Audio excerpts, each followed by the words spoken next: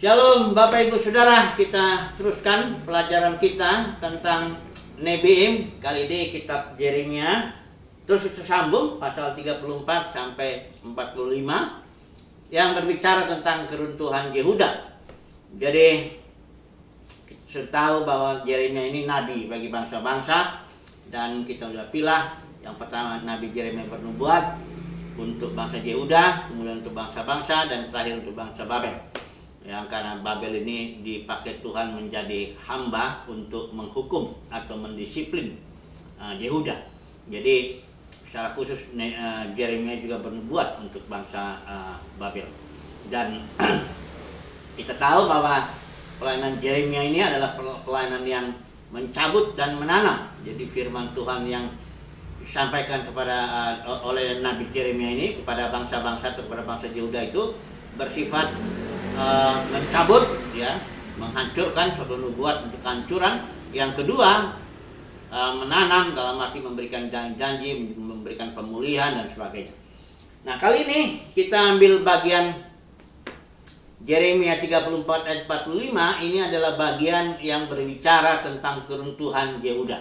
Jadi kita tahu bahwa Yehuda itu dibuang 3 kali, ya. Yang pertama pada zaman Raja Yoyakim, yang kedua Yekonya atau Yakin, yang kedua, yang ini pembicaraan yang di sini adalah yang ketiga, yang itu Raja Zedekia, ya. Jadi nanti kita akan melihat 3 poin mengenai komunitas-komunitas yang bagaimana sikap mereka ini, ya. Yang pertama kita akan berbicara tentang komunitas atau orang-orang yang terluput dari pembuangan, daripada disiplin Tuhan. Jadi kita akan melihat nanti beberapa hal di sini, orang-orang yang terluput dari penghakiman karena sikap mereka yang bagus. Karena di sini kepada Zedekia, Nabi Yeremia itu memberikan pilihan, ya. Apakah Zedekia mau, Raja Zedekia itu menyerahkan diri kepada Raja Babel, ya, untuk dibentuk, atau dia bertahan dan berperang dengan Raja Babel. Nabi Yeremia menubuatkan bahwa kalau engkau menyerahkan diri kepada Raja Babel, artinya menyerahkan diri untuk didisiplin Tuhan, dibentuk Tuhan selama 70 tahun, dibentuk di sana, maka Raja Zedekia dijanjikan suatu kehidupan yang damai, kematian yang damai, ya.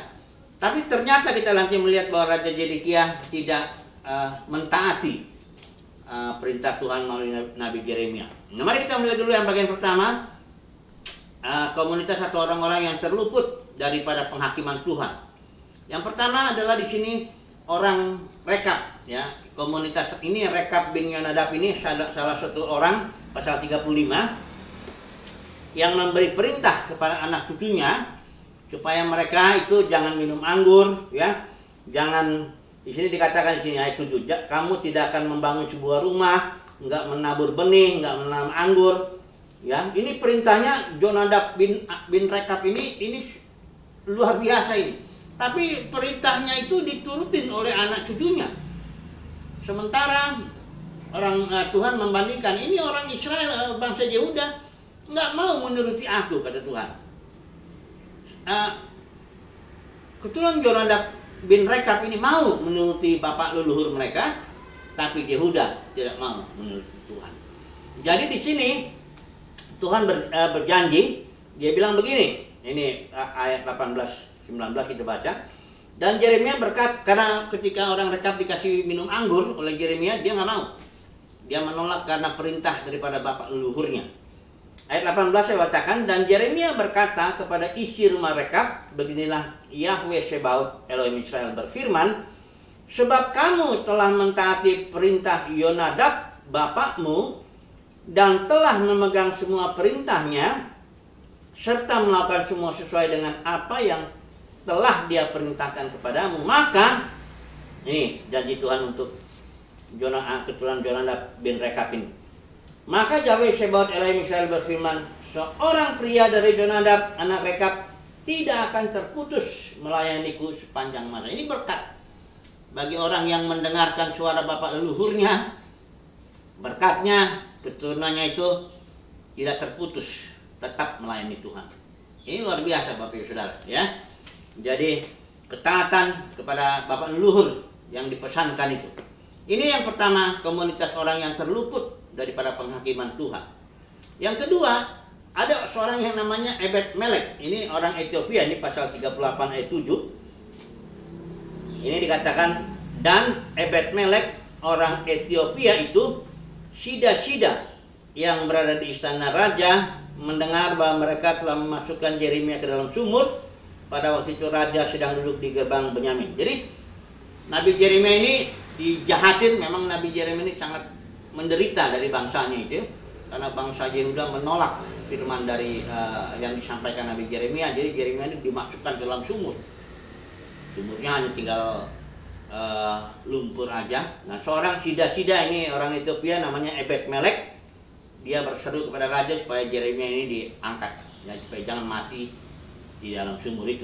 Dan karena perbuatannya ini, Tuhan memberikan janji kepada Ebed Melek, pasal 39 ayat yang ke-16 sampai 18. Ya, kita baca barangkali sebagian aja. Dikatakan di sini, pergilah dan katakan kepada Ebed Melek orang Ethiopia itu dengan berkata, beginilah Yahweh Sebaot Elohim Israel berfirman, lihatlah, aku sedang menggenapkan firmanku ke atas kota ini untuk malapetaka dan bukan untuk yang baik. Ya. Ayat 17. Namun aku akan menyelamatkan engkau pada hari itu, firman Yahweh. Jadi Ebed Melek yang termasuk orang yang berpihak kepada Tuhan ketika Tuhan sedang mau menghancurkan kerajaan Yehuda itu. Ya. Jadi dia diselamatkan, dia bebas daripada penghakiman itu. Yang ketiga yang terluput itu termasuk ya Yeremia sendiri. Karena Yeremia ini ketika datang Nebukadnezar, Nebuzaradan itu yang menghancurkan itu semua, bait suci apa semuanya dihabiskan, dibawa itu. Nah, Yeremia di situ mendapat perlakuan yang sangat ramah, ya, dari bangsa Babel ini pemimpinnya. Dikatakan suruh pilih malah mau ke Babel atau mau tetap di sini, karena Raja Babel mengangkat ada orang yang namanya Gedalia. Jadi Yeremia diserahkan di sana. Bahkan Yeremia dikasih makanan, dikasih hadiah. Jadi Bapak Ibu Saudara, karena penghakiman ini memang untuk orang-orang yang berkeras hati, yang tidak mau dibentuk Tuhan, tidak mau menerima disiplin Tuhan. Tapi orang-orang yang di sini orang Rekab, Ebed Melek, termasuk Yeremia juga, ini hamba-hamba Tuhan yang rela dibentuk Tuhan, rela menderita untuk suatu proses disiplin. Orang seperti ini tidak terkena penghakiman, ya, dalam arti tidak terkena hukuman penghakiman yang dalam arti semua yang kerajaan Yehuda alami itu. Ini yang pertama, komunitas yang terluput. Ya, ada beberapa tapi kita ambil yang 3 ini aja. Yang kedua, kita lihat komunitas Zedekia. Ini Raja Zedekia ini. Ini sebenarnya raja ini tarik ulur nih dengan Yeremia. Dia sebenarnya mau taat, menyerahkan diri ke Raja Babel, tapi dia takut. Jangan-jangan saya nanti disiksa oleh orang-orang Yehuda yang udah lari ke sana. Nabi Yeremia sudah yakinkan, tidak akan. Yang penting kau dengar suara Tuhan. Ini kuncinya. Yeremia bilang, kau dengar suara Tuhan. Perintah yang kusampaikan kepadamu itu suara Tuhan. Dengarkan aja, kau serahkanlah dirimu kepada Raja Babel. Tapi Zedekia tidak mau. Pada akhirnya begitu tentara Babel itu masuk ke Yerusalem, menjebol tembok, Raja Zedekia coba lari dengan para perwira semuanya. Tapi karena firman Tuhan bilang dia tidak taat pada Tuhan, ya Raja Babel dengan mudah menangkapnya dan kena hukuman. Hukumannya mengerikan juga. Semua anak-anak Zedekia itu, Raja Zedekia, anak-anaknya disembelih di depan matanya. Ini hukuman bagi Raja Zedekia, disiplin ya. Yang kedua, pembesar Yehuda juga itu disembelih juga. Dan terakhir Raja Zedekia sendiri matanya dicungkil oleh Raja Babel sehingga buta, dirantai dan dibawa ke Babel. Ini Bapak Ibu Saudara, kalau dipikir-pikir, seandainya lah Raja Zedekia mau mentaati suara Tuhan lewat Nabi Yeremia, tentu dia nggak akan mengalami, karena memang sudah dijanjikan kalau engkau mendengar, jika ada kalimat di situ, jika engkau mendengar suara Tuhan, damai sejahtera menyertaimu. Ini komunitas yang kedua, yang komunitas Raja Zedekia. Yang ketiga, ini ada satu lagi ya, komunitas namanya Yohanan bin Kareah. Ini siapa ini Yohanan bin Kareah?